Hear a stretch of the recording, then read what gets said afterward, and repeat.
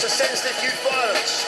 We set this project up as a legacy to Damalola, but we also set this project up as a legacy to Ben Kinsella, to Jimmy Mizzen, to Robert Knox, to David O'Dowd, to Keon Prince, to all those other young kids that died too young.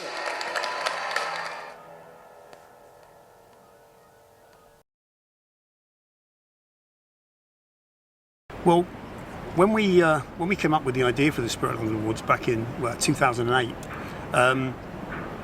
we had a huge problem that year in London. There were 29 teenagers killed on the streets of London that year. As you heard as part of the rant or speech that I made on the night.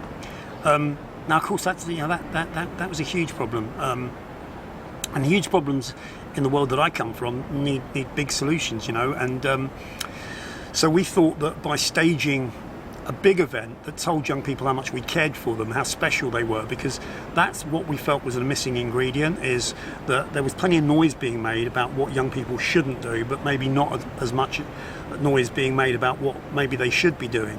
So to create an event on that scale, that was what we were planning back in 2008 when we first started developing the awards. We staged the first one in 2009 at the Alexander Palace over in Haringey, and that was quite a big task in itself. Great venue, and we had a fantastic relationship with the local council. Haringey Council were really supportive of what we were doing, so that kind of gave us the platform. We had to raise all the money ourselves from the private sector. If my memory serves me correctly, that was around £120,000 that we raised to stage that at the Alexander Palace. Around 1,200 in the audience, and the lineup included Alexander Burke, who just won the X Factor that year.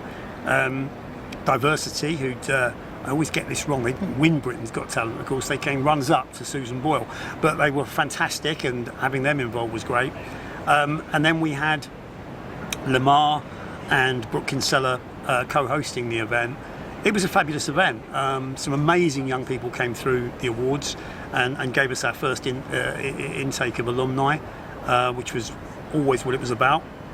And then in 2010, we stepped up to the O2, went to the Indigo, the smaller venue inside the O2, but we doubled the capacities. We had almost 2,500 young people present that year, and we had acts like Roll Deep, Labyrinth, who was just breaking through at the time, and Flawless, I believe, were the dance act that year, It was a phenomenal evening.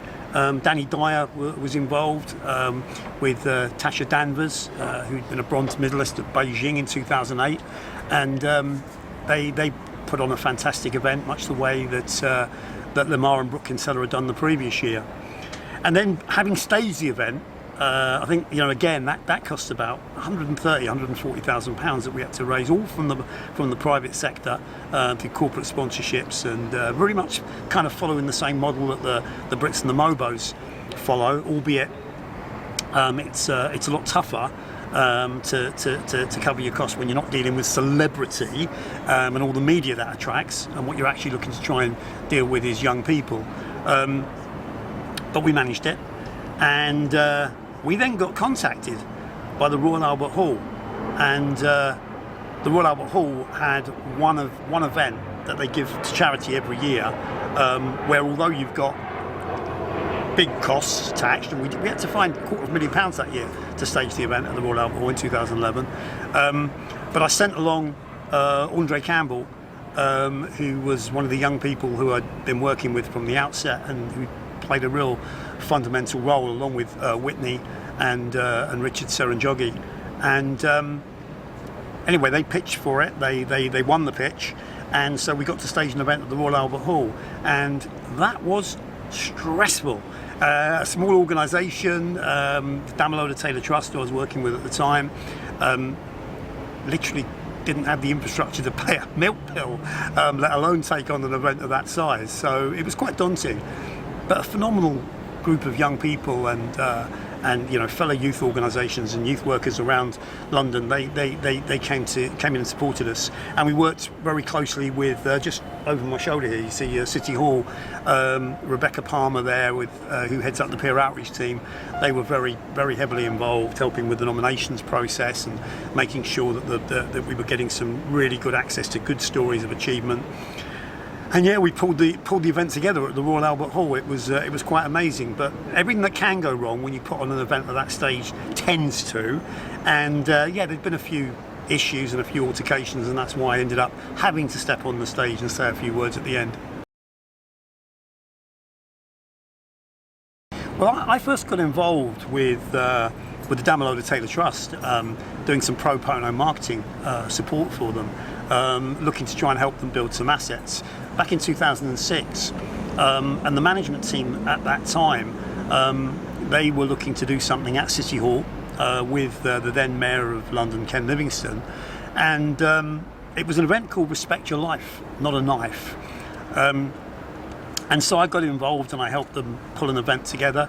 I got Rio Ferdinand to get involved, which I think helped really sort of push the media or pull the media in behind it. So it was front page of the Sun, whole double page spread inside, obviously featuring Rio, who was a columnist with the Sun, so that kind of helped. But also John Reid, the then Home Secretary, attended, and so did Ian Blair, who was then the Commissioner for the Met.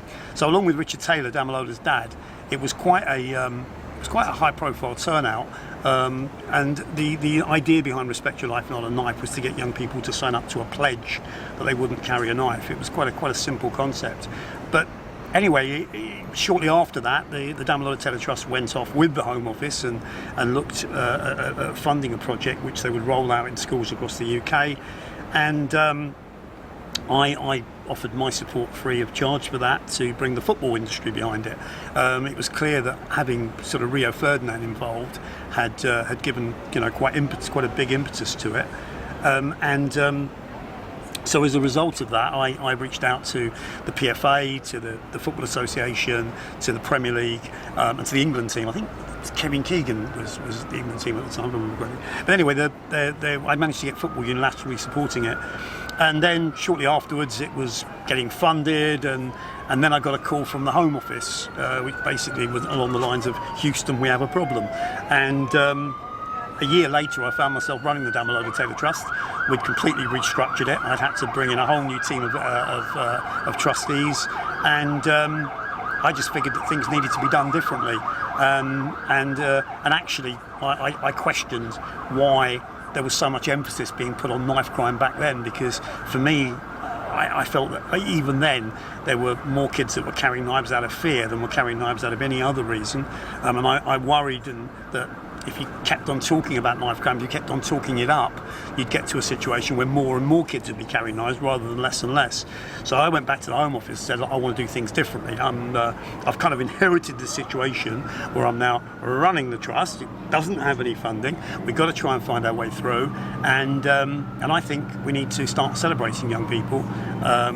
As the Mayor of London in 2008, Boris Johnson said, we need to be celebrating, not demonising them, and we're absolutely right. And so that was the idea behind the Spirit of London Awards.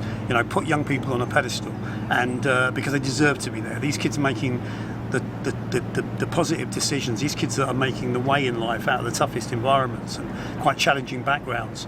You've got to be patting them on the back and telling them they're doing good, because they're the future of the city. But I also figured as well, once I got to a certain level with the alumni, with so many young people having come through the various award categories, that we'd have a group of young people capable of writing policy, capable of determining what success looks like in terms of tackling the most negative issues that they, by and large, are the main victims of. Well, the Royal Albert Hall was a real challenge. It's a huge venue, and to find the best part of £250,000 £1 to stage it, all from the private sector. Obviously it wasn't easy. So what do you do next? Well, of course you go to a bigger venue, the biggest indoor arena in Europe, I believe, the O2, and you stage the event there in 2012, because of course the eyes of the world were on London through the Olympics. So it seemed like a challenge that we should be looking to take on. And basically the day after the Royal Albert Hall in 2011, we were planning for the O2 Arena in 2012, and that was just completely and utterly crazy. And the young people that supported the team and helped make that happen, they were very special. Really, really pleased to say my daughter Chelsea was part of that team.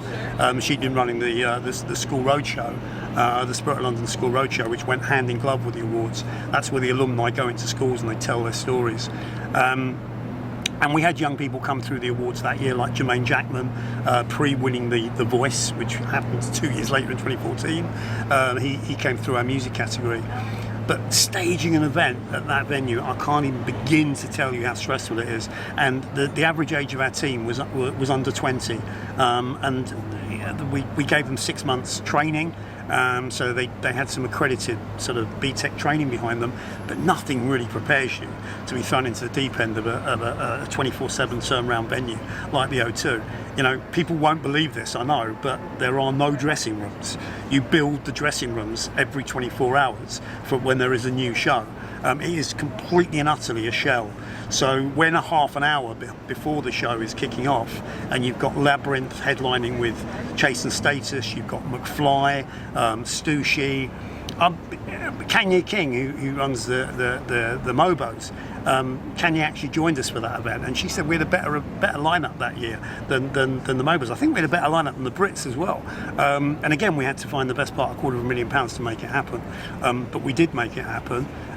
It was a tremendous event. I think people still talk about it. They use the word legend to what we achieved, and you know, obviously, it feels good knowing that we pulled something like that off.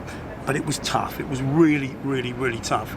And you know, and finding the money from sponsors isn't easy. I mean, it really is a hustle.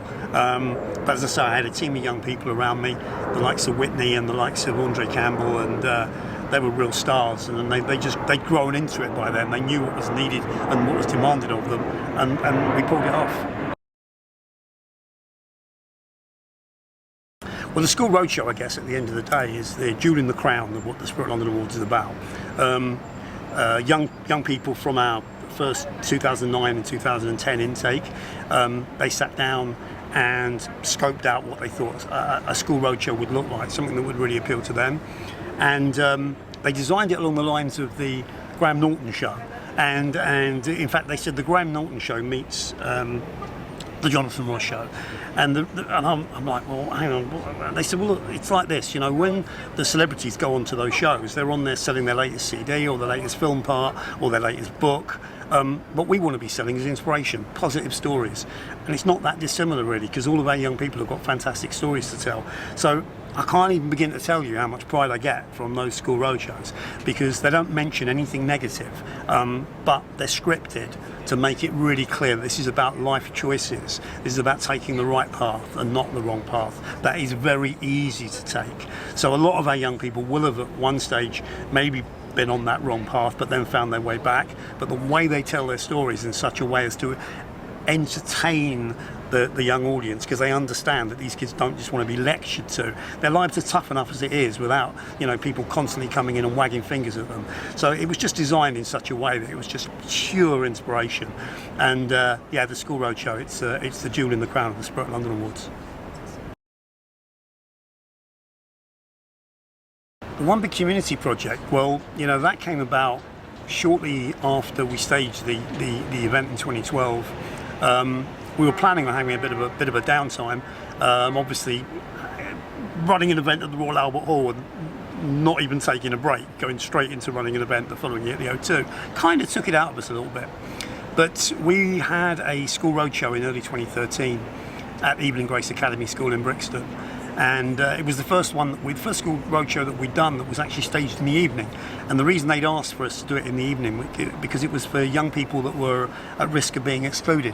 And so the school actually approached our team and said, like, would you do this? It's a group of around 30 young people. They're all struggling a little bit, and we think they could do with the inspiration that your school roadshow brings.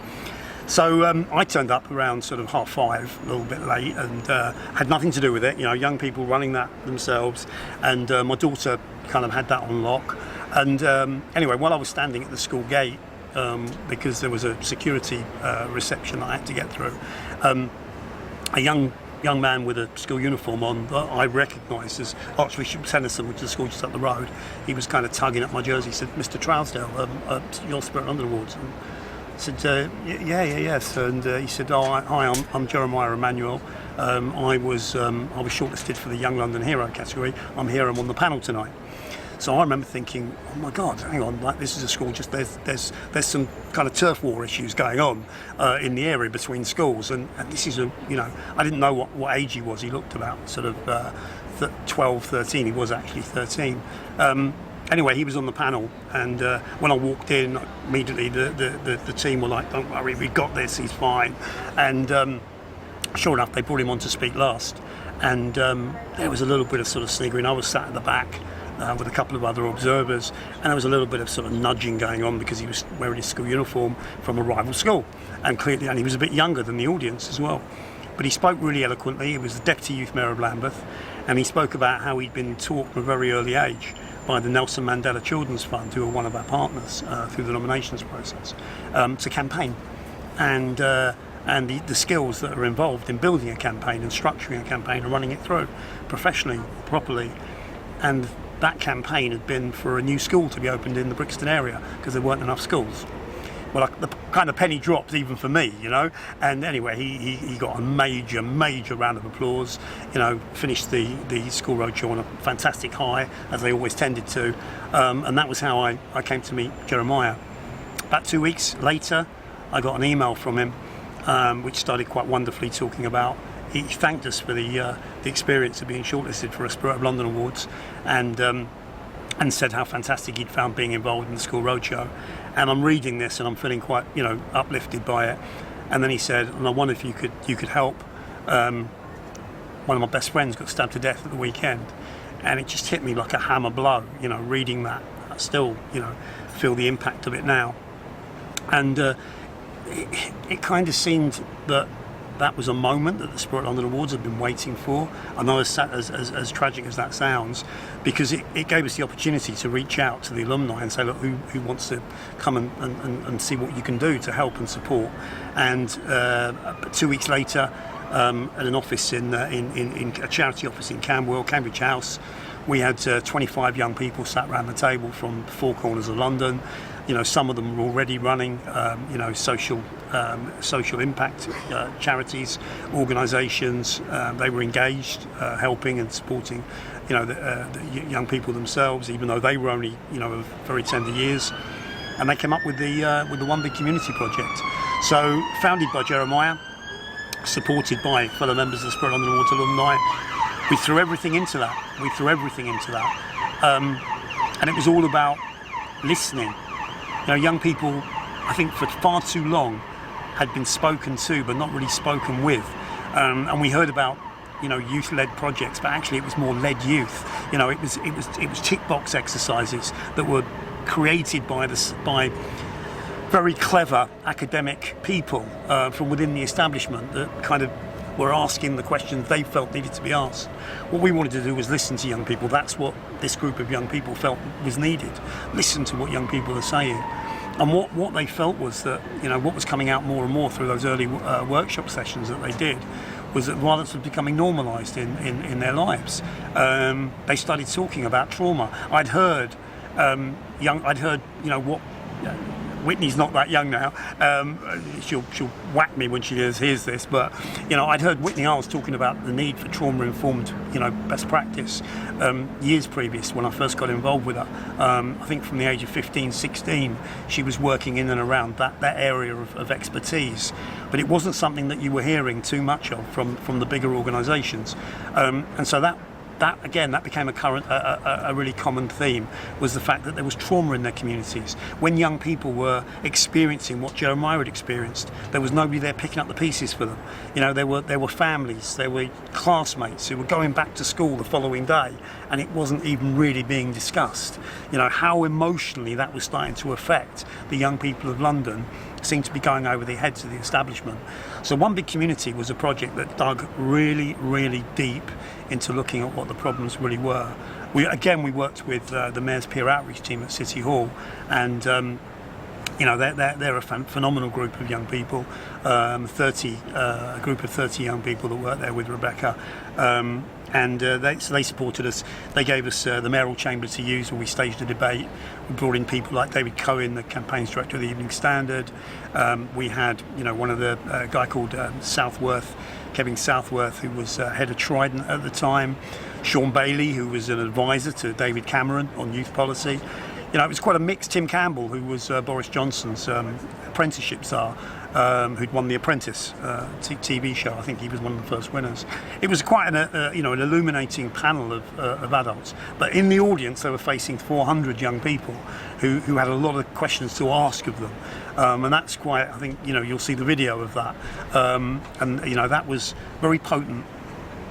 There was a lot of anger, a lot of frustration in the audience from the young people themselves, who didn't feel that the establishment really even understood what they were going through.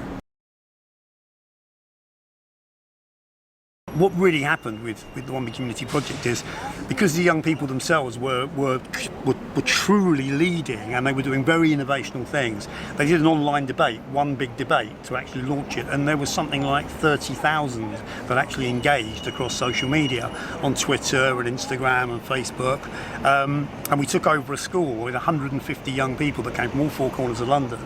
I remember we had my very good friend Leroy Logan, retired ex-chairman of the Black Police Association and now part of the Youth Violence Commission team. He actually took the role of security on the door, and I have to say, not in uniform.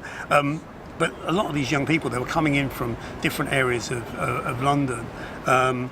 First got to work with an amazing young lady called Temi Mwali, who brought, you know, I think about 15 young people from her area in Brent. This was a school in Vauxhall. You know, and some of the kids they had weapons in their bags because they just felt that was what they needed to do, because they were coming to an area that was close to Brixton and Peckham, you know, two areas they'd heard an awful lot about, but they'd never ever been close to in their lives. They'd never come off their own estate. And, you know, when you experience that type of thing, it's shocking in one way, but then it's uplifting when you see that they really actually want to work to find solutions more than you'd really, I think the establishment themselves, certainly back then, would have really understood. And to have 150 young people take over a school, so they're all on the school PCs, and they're out there using social media, asking questions, some really, really deep dig questions about how violence is normalising in young people's lives. It was amazing. It trended #1 in the UK on Twitter. I remember that because the roar that went up through all the classrooms when they got the nod that they'd managed to, you know, hit the #1 slot was just amazing.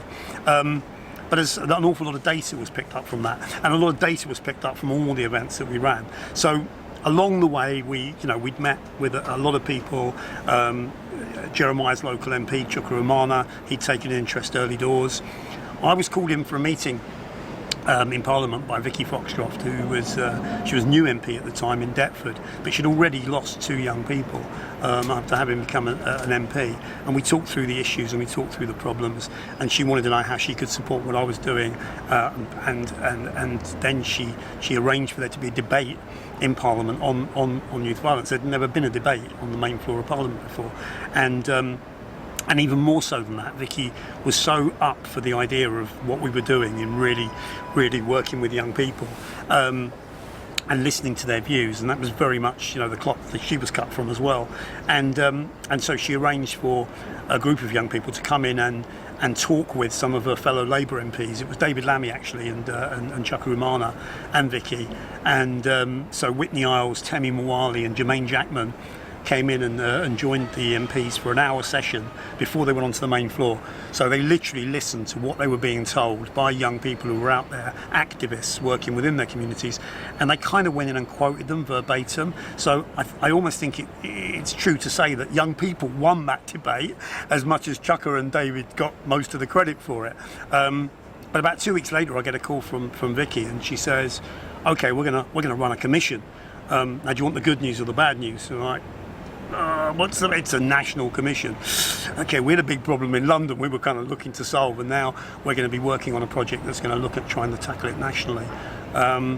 But that's how we came to be working with the commission. Obviously, all of the data that we produced was fed to the academics that come on board. That was a mix of Warwick University and the Open University, and that led to a huge survey that the commission ran, really digging deep again. I don't think a survey has ever dug that deep into the normalisation of violence in young lives, and the commission journey was just phenomenal.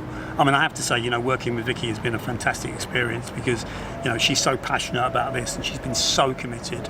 But then we were also lucky enough to have Siobhan Benita on the team from Warwick University, and now she's going to be running as the official Lib Dem candidate. You heard me already talk about Sean Bailey, who's running for the Tories. I've also worked really closely across the years with, I think, one of the greatest advocates of youth work in London, with Sean Berry, who sort of heads up the Green Party. So it's going to be an interesting campaign in 2020, but we had a really fantastic team working around the commission, and we met people like Karen McCluskey, who founded the VRU, and what an experience that was. But then Superintendent Matt Shear, who I'd worked with previously when he was here in London, heading up West Midlands Force, who were starting to put a public health approach together, and Commissioner Stan Gilmore from Thames Valley Police, who's a criminologist. He took a criminology degree before he joined the police, and his entire mandate around the Reading model is to practice the public health approach.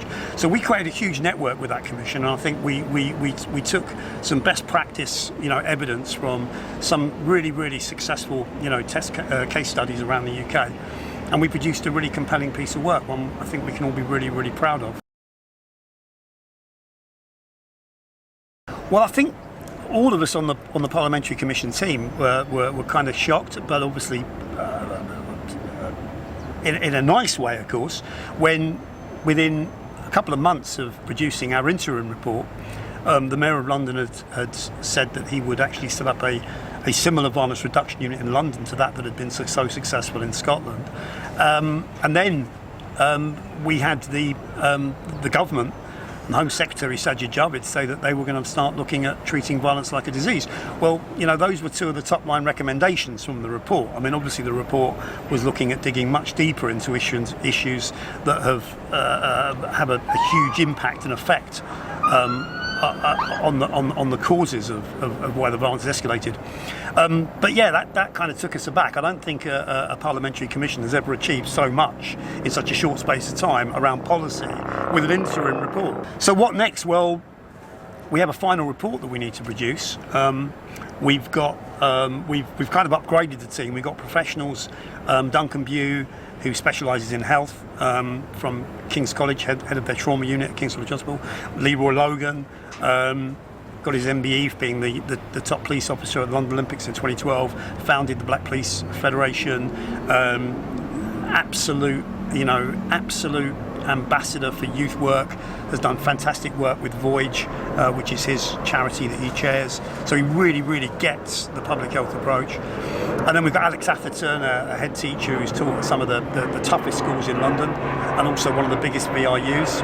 And then we've got UK Youth, who've come on board to add their expertise, and they're not too unimpressive cohort of membership, which is over 5,000 youth halls around the UK, which obviously gives great scope for the academics to work with when they want to dig just that little bit deeper around some of the research that they've got to work with. And then, of course, the best practice that's already out there, we can get much deeper into that. We're going to be working with the Violence Reduction Unit here now at City Hall. Very pleased to say that that's being headed up by Lib Peck, who was the head of the council in Lambeth, where I've volunteered my services as well in helping the council there scope out its 10-year strategy. So yeah, I think the future isn't necessarily bright in terms of finding an immediate solution to this, because this is a real deep societal problem. I think we need to rebuild social structures. That to me is the starting point. You know, we need to demarcate traditional youth work from intervention work. I didn't know what the word intervention meant 10 years ago, and when I was a kid, my life was saved by a youth worker, and if it hadn't been for, you know, my having a youth club to go to and for them to put me on the right track, then God knows where I'd have ended up. But nobody used the term intervention. It was youth work. I was working with youth workers who cared for me, and I think that's what we need to look at. We need to look at the investment value of better safeguarding young people, so they're not taking the wrong path in the first place. And in doing that as well, I think we need to be looking at the value of safer neighbourhood and community policing, and that's something we will look really, really closely at. We already have done with the Youth Violence Commission. It's something we called for that really hasn't been touched on yet. Obviously, the cuts have had an impact, but I think the money is needed, and if you need to find the money, then, you know, Londoners have a duty of care for the young people living in our city.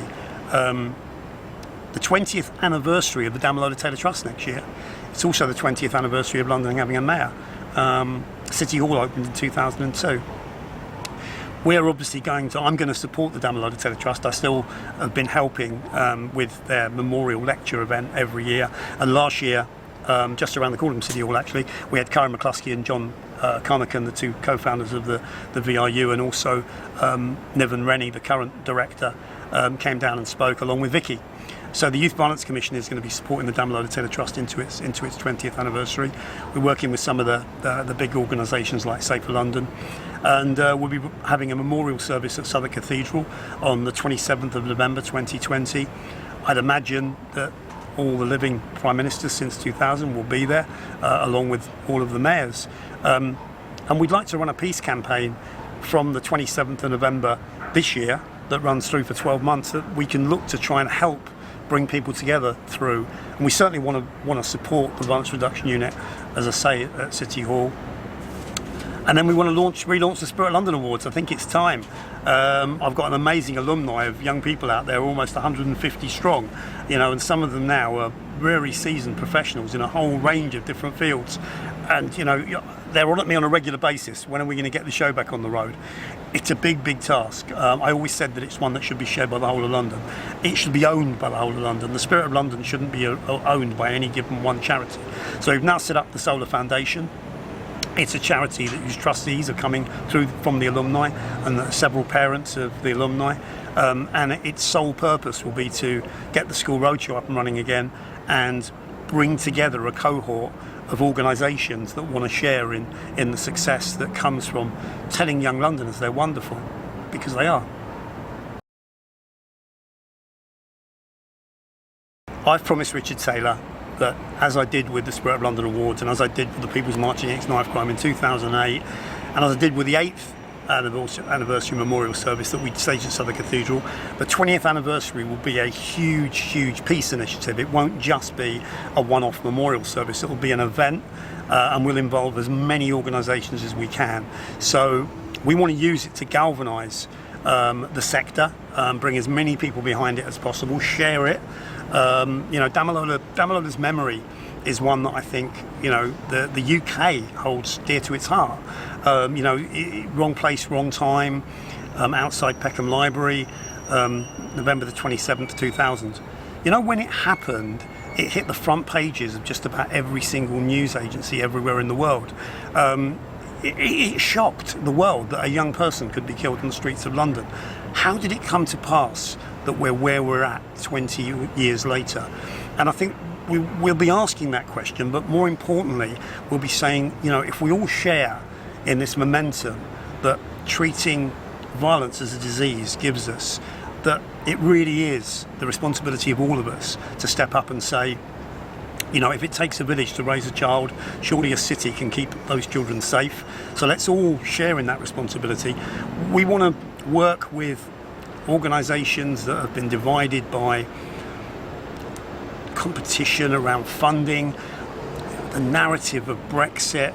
You know, there's just been so much bad news and so much apathy, and I think we're a little bit of a divided nation at the moment. I think it's fair to say. So I know Richard very much wants to use the legacy of Damalola to be what he wanted it to be. Damalola wrote a poem shortly before his death where he talked about it being his destiny to save the world.